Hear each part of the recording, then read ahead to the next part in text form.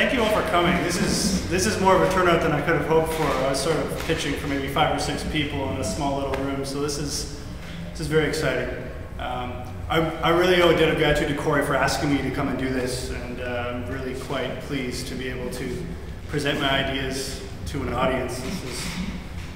This is rather a treat. So, hold on, there we go. So we all know who this guy is. So this talk together sort of evolved out of a paper that I wrote, and it originated with a fairly puritanical angle. I was sort of attempting to, defend a staunch conservative Buddhist view against the onslaught of Western philosophy and mind science. And once I started to think a little bit more seriously about what was going on and to explore the nuances a bit and responded to precise criticisms from Corey and Dorothy and others, I realized that there's a whole lot of gray area as well. And so I want to talk about that, and I want to do that by sort of realizing the fact that this project of mutual influence is in full swing. The Western mind sciences are very interested in Buddhism for good reason, but there's sort of a strange sort of what I would call conjunctivitis emerging, where you see sort of, X in Buddhism, Y in Buddhism, Z and Buddhism, and I sort of worry that Buddhism is becoming, a conjunct in the long series of conjuncts of the grand theory of reality that sort of originated in the Western idea of appropriating reality to a theory. And I think that there are essential differences. So the purpose of this talk is to temper the enthusiasm of this mutual influence a little bit by understanding what these essential differences are. And in order to do this, I think the best way to do it is to talk about what I think is the essential and unique concept of Buddhism, Nibbana. Now, you might know Nirvana from the Sanskrit, but I will be talking about the Buddhist teaching from the Pali Canon or Theravada point of view, which uses the Pali language as its origin, not the Sanskrit. So I'm going to throw a lot of Pali language at you tonight, with appropriate English translations on the side, worry not. But I think that by discussing Nibbana, the final goal of all Buddhist practice, we can use this talk to attempt 2 things. One, I'm going to try to substantiate an argument, and the argument's conclusion is that Buddhism is a unique system, and which is not amenable to piecemeal appropriation by Western science, which is the pattern that I've been witnessing. And second, I want to, by way of substantiating the first point, to explore the conceptual foundations of Buddhism with some detail. Because I think that there are a lot of very specific avenues of inquiry and insight that the Buddha prescribes to people that a lot of us are not aware of. And I think that awareness of those specific conceptual constructs within the Buddha's teaching will help us, A, understand the teaching on its own terms, rather than as the and Buddhism of some other theoretical enterprise, but also to get clear on why Buddhism, the Dhamma, the teaching of the Buddha, is something very special, and as I will try to show, unique. So let's take a look at the argument. So the entirety of the Buddha Dhamma, premise 1, is to be understood as a soteriological phenomenology whose goal is the realization of Nibbana. Now that's a big fancy term of art that means a systematic approach to first-person experience with a goal to alleviating suffering. 2. Nibbana is not a metaphysical or an epistemological notion, nor is it phenomenological in the sense associated with the Western tradition of the same name. So that's a sort of three-poled way of saying Nibbana is not really transparent to Western methodology. 3. If 1 and 2 are true, then we will have an aporia between Buddhism and the West. And that aporia, that gap, will be worthy of deep respect and something that we need to understand and sort of fit into our theorizing when we're trying to bring these 2 systems together. And the conclusion is that yes, there is a deep aporia between Buddhism and the West, and it merits serious consideration.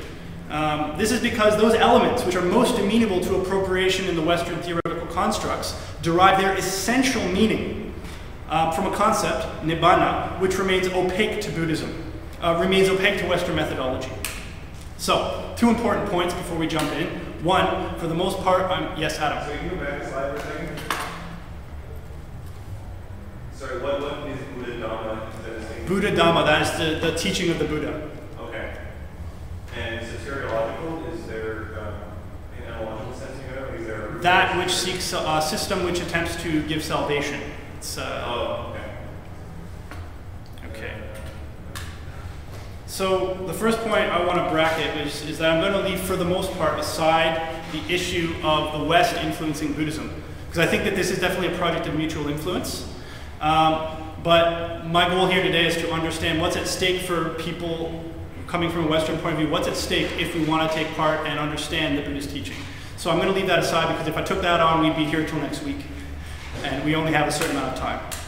And second, I don't think that this aporia that I'm going to argue for is going to hinder or dismantle the flourishing dialogue. I think it's a good thing that this dialogue exists. I think it's important. I just think that we need to understand the essential differences in a more precise way. And that by doing that, we can, move forward.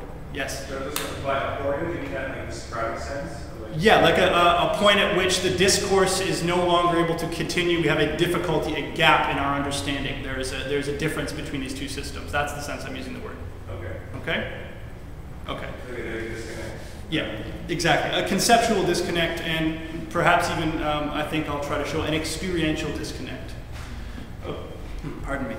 So I want to give a short little blitzkrieg historical context here, so that we understand what I'm talking about when I say Buddhism, okay? Because there's a lot of different Buddhisms. So approximately 500 years after the paranibbana of the Buddha, that is after the Buddha passed away, he died, there were many schisms which erupted in the Sangha, which is the community of monks, and caused much strife. The first of these, the first major division resulted in no less than 18 schools. The result, all these years later, now in the contemporary world, is that there are many different movements, all claiming to have the most authentic understanding of the Buddhist teaching. And for our purposes, we're going to sort of stupefy that a bit into three vehicles, which I'm sure some of you have heard. There's the Theravada school, which is the oldest historical tradition we have access to, and it literally means teaching of the elders. It is also referred to in the pejorative by the other schools, I'll just outline briefly after this, as the Hinayana, which means small vehicle. Next comes the Mahayana, which means great vehicle, and I dare say that that's the one that most of our Western science has had contact with. This system developed in India later, but found full expression in China, Korea, and Japan as Zen, which all of you have heard of, I'm sure. And the philosophical schools of Yogacara and Madhyamaka are members of this vehicle as well, and those two schools are very, very much at the forefront of the philosophical intersection of Buddhism in the West. And then finally there is the Vajrayana, or indestructible vehicle, which is the Tibetan Tantric tradition. So, for the purposes of this discussion, I'm going to confine myself to the earliest manifestation in the Pali Canon, Theravada Buddhism. I think that that's important because, well, if we're trying to understand the essential, basic conceptual foundations of Buddhism, I think it makes more sense to just keep ourselves confined to the earliest, most historically dated version of the teaching, because much of what comes after that derives its difference from the earlier school because there was philosophical additions. Things were added on because the philosophical thinking of the time seemed to think that the explanatory norms demanded such additions. I'm not interested in the explanatory norms. I'm interested in what the historical teachings of the Buddha are, and this is our best guide as far as I can see. I think there's a lot of discussion that can be had there, but I'm just going to set it aside. And there's hopefully going to be ample time for discussion at the end of the talk. So if there's issues that people want to raise on that plane, we can do them then. Oh, I think I went too far there, didn't I? Yes. So, the uniqueness of Buddhism.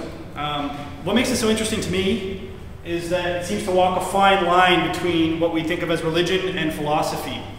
The Burmese meditation master Siajibakan has this good quote, I'll just read it.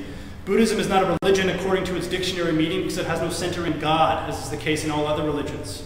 Strictly speaking, Buddhism is a system of philosophy coordinated with a code of morality, physical and mental. The goal in view is the extinction of suffering and death. So there are 3 points in this quote that I think are very helpful. This is the first time I've ever used PowerPoints. 1, Buddhism is not a religion in the common sense of the word, but yet it retains significant religious elements, right?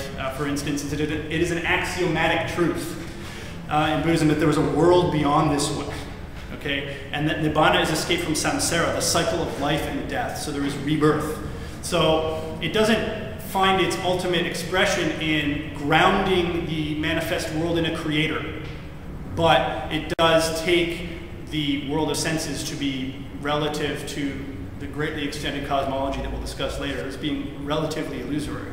So we can see there's sort of it's not religion in that classical sense, but it definitely retains heavy religious elements. Secondly, Uba King qualifies Buddhism as a system of philosophy, but he understands system of philosophy in a different way than I think our contemporary Western scholarship